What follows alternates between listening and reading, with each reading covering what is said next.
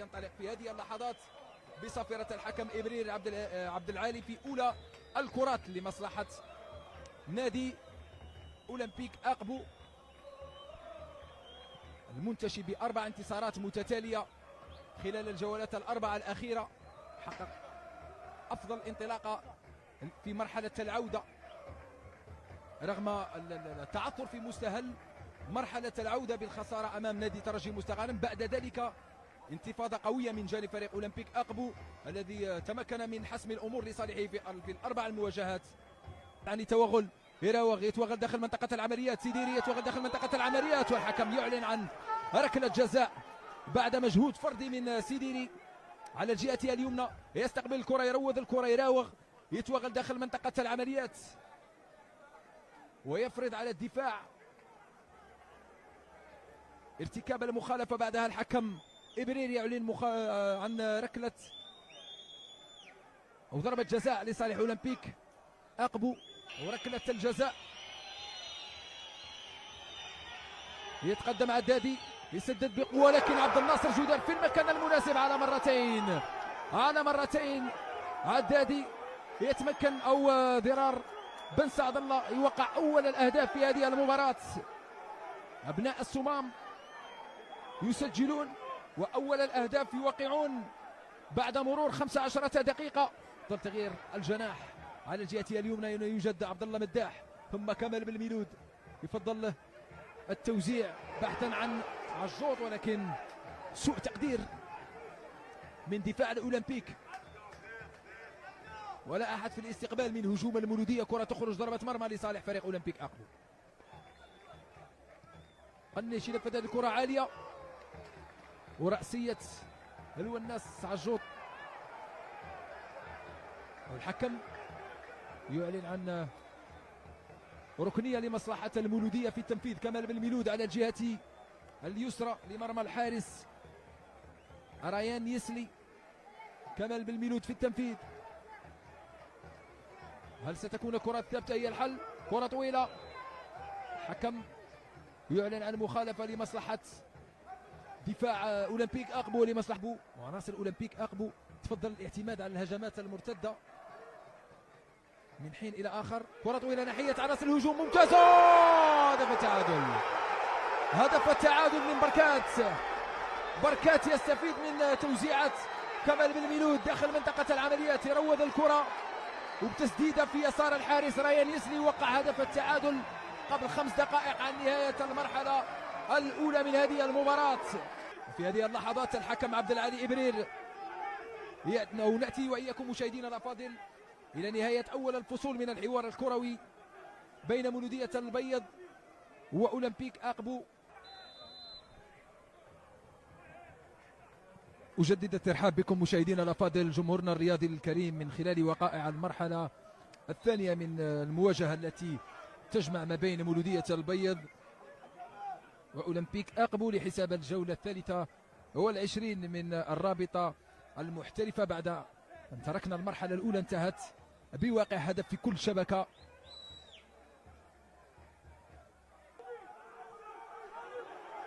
كرة داخل منطقة العمليات لصالح المولودية والحارس في المكان المناسب ريان يسلي يرتقي فوق الجميع، يلعبها مباشرة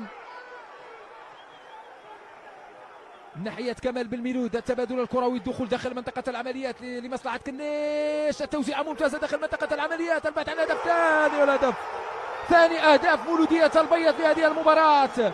المولودية تضيف الهدف الثاني، المولودية تضيف الإصابة الثانية وتتموقع في المقدمة لأول مرة في هذه المباراة في حدود الدقيقة 74 من زمن هذه المواجهة. مولودية البيض هدفان، أولمبيك أقبو هدف واحد. كانت هجمة مرتدة من قبل أو بدايتها كانت من الحارس عبد الناصر جودار للعب الكرة مباشرة ناحية قنيش مرتدى اللي فضل التوغل بعد أن وجد المساحة الشاغرة، ثم يلعبها مباشرة لكمال بالميلود. التوزيعة على طبق ناحية اللاعب قايدي إسلام في المكان المناسب، يروض ويسدد ويمنح التفوق لمصلحة المولودية. تبقى الاستماتة الدفاعية من عناصر فريق مولودية البيض. ثم مباشرة الكرة لوليد بن شريفة اللي يعود لريان يسلي، ثم ضرار بن سعد الله لعدادي يلعبها على الجهة اليسرى ناحية ياسر شلفاوي، يدخل داخل منطقة العمليات يراوغ يبحث عن الزميل المتحرر، يجد عدادي بتسديدة والهدف الثاني. الأولمبيك يعود في النتيجة ويوقع ثاني الأهداف بعد هجمة منسقة على الجهة اليسرى.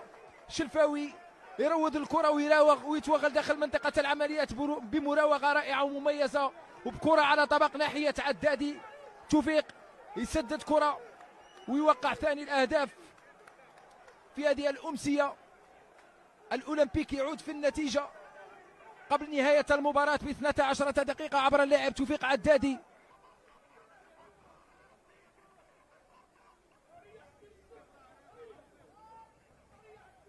في انتظار إذا تنفيذ هذه الركنية لمصلحة أولمبيك أقبو قبل نهاية هذه المباراة بأقل من 5 دقائق. كرة عالية داخل منطقة العمليات، كاد يتمكن من توقيع ثالث الأهداف فريق أولمبيك أقبو.